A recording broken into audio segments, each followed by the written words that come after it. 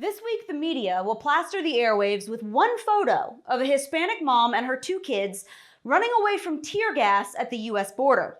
But what they won't show you are all the videos of these same migrants violently assaulting border agents and trying to tear down our border fence. So since they won't tell you the truth, I will.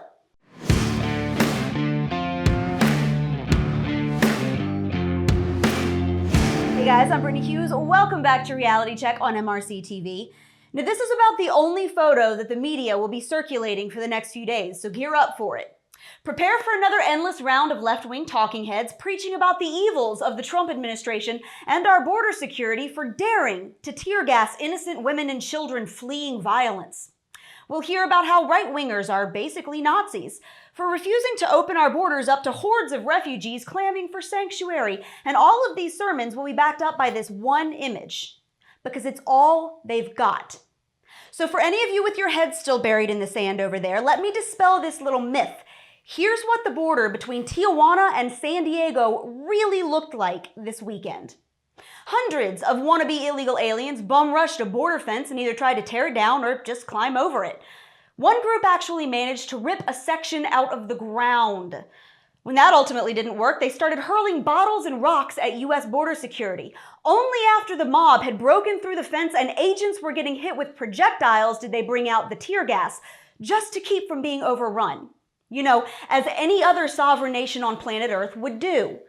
And you know, speaking of planet Earth, who on it, in their right mind, thinks that the way to ask a country for asylum is to show up with a mob and tear down its border fence and assault its people? Who thinks that's about asylum? When you apply to come into a country legally with the intent to assimilate into their culture and become a peaceful and productive member of that society, that is called immigration. When you show up without permission, storm their borders and assault their people, that's called invasion, and you deserve to be treated as an invader. This is not a difficult concept to understand. Now, those who traveled with this caravan have had multiple chances to do things the right way.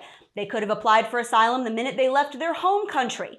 They could have gone to a U.S. embassy and applied for asylum once they reached Mexico. In fact, Mexico even offered them asylum there, and they refused. They could have shown up to an official U.S. port of entry and asked for asylum, and they didn't. Instead, they chose to attack a border fence and assault our law enforcement. So clearly, this is not just about escaping some craptastic neighborhood in Honduras. It's about getting to America, regardless of whether you've got to beat somebody over the head with a rock to do it. And now, thanks to all of this nonsense, Border Patrol has had to close a legal port of entry into San Diego, meaning that those who legally work in the city and commute from Mexico can't get in. So thanks for that. So I tell you what, for all you liberal bleeding hearts out there who haven't proposed the first plan as to how all of these people are going to live or work or feed their families if we were to fling open the doors, but who have found all the time in the world to criticize this administration for trying to protect its own people, here's a thought. How about you head on down to any Central American country, break through their border, and start hurling rocks and bottles at their agents and see what happens. Free tip, their prisons aren't nearly as nice as ours. In the meantime, God bless the men and women who put their lives on the line every day at our border to keep our ungrateful nation safe. Because a country without borders is not a country at all.